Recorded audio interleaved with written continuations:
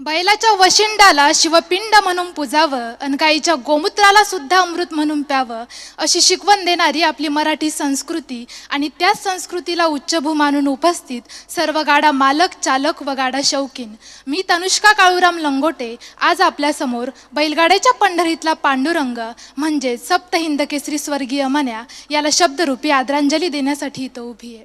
26 February 2024 हाच तो दिवस ज्या दिवशी एका हिंद केसरी दावणीनं सप्त हिंद केसरी गमावला, ज्याच्या जाण्यानं अखंड महाराष्ट्र दुःखात बुडाला। असा 17 वर्ष सूर्याप्रमाणे धगधगत असलेला लाव्हा कायमचा शांत झाला। अवघ्या 12 सेकंदात निशाण गाठणाऱ्या वाघानं 12:36ला स्वर्ग गाठला आणि बैलगाडा क्षेत्रातला सुवर्णकाळ संपला। क्षणभरासाठी पांडुरंगाचा गाभारा चरण स्पर्शासाठी खुला व्हावा आणि त्या सावळ्याचं देखणं रूप पाहण्यासाठी लाखो भक्तांची मांदियाळी व्हावी। अगदी तसंच जवळकरांची बारी पुकारल्यानंतर मनाची एक झलक नजरेत कैद करून ठेवण्यासाठी हजारो प्रेक्षकांची गर्दी व्हायची। हा वाघ यायचा, घाटाचा राजा व्हायचा आणि 1 नंबर फायनल करूनच जायचा। भोवती वाजंत्र्यांचा गरडा पडायचा, भंडाऱ्याची उधळण व्हायची आणि आज मन्यानं स्वतःचं रेकॉर्ड स्वतःच तोडलं अशी चर्चा चौकात चौकात रंगायची। एक नंदी मूक जनावर म्हणून जवळकरांच्या दावणीला आला आणि आपल्या मालकाच्या आयुष्याचं सोनं करून गेला।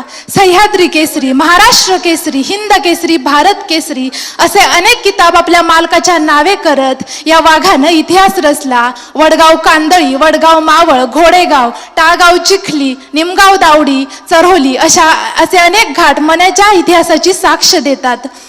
ज्यांनी मन्याला मनापासून न्याहाळलं अशा प्रत्येकाला मन्यात एका महादेवाच्या नंदीचा भास झाला।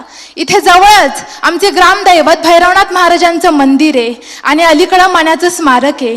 आता गावचं मंदिर म्हटल्यावर रस्त्यावरनं जाताना नकळत हात जोडले जातात।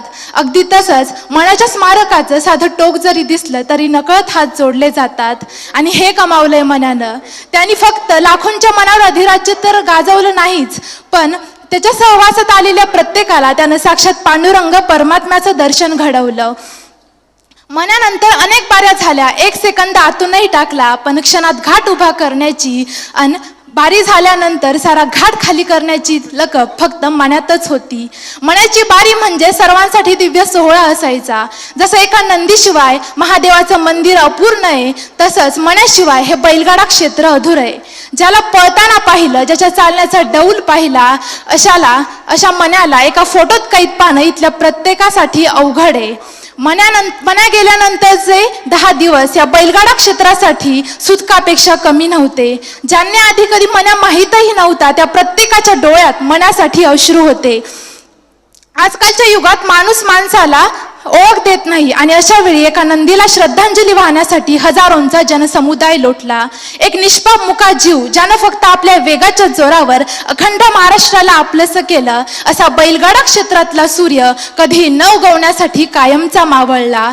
एक सच्चा मित्र जावा आणि आपल्या चेहऱ्यावरलं हसू कायमचं मावळावं। अगदी तसंच मन्या गेल्यानंतर नानांच्या व पूर्ण संघटनेच्या चेहऱ्यावरचं हसू कायमचं मावळलं।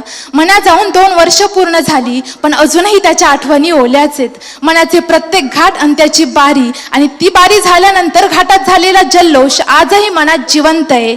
एक व्यवसाय माणसाला फक्त पैसा कमावून देतो, पण आणि एक छंद माणसाला प्रतिष्ठा व समाधान कमावून देतो। तसंच या मुख्य जीवानं जवळकर कुटुंबाला कधीही न मिटणारं नाव कमावून दिलं। शेवटी शरीर संपलं पण नाव नाही, श्वास थांबला पण अस्तित्व नाही असा बैलगाडा क्षेत्रातला अपराजित योद्धा स्वर्गीय सप्त हिंद केसरी मन्या, ज्याच्याशिवाय खेड तालुक्याचा इतिहास लिहिला जाऊ शकत नाही, ज्याच्याशिवाय बैलगाड्याची व्याख्या पूर्ण होऊ शकत नाही असा रेकॉर्ड ब्रेक फकड्या सप्त हिंद केसरी स्वर्गीय मन्या याला भावपूर्ण आदरांजली। धन्यवाद।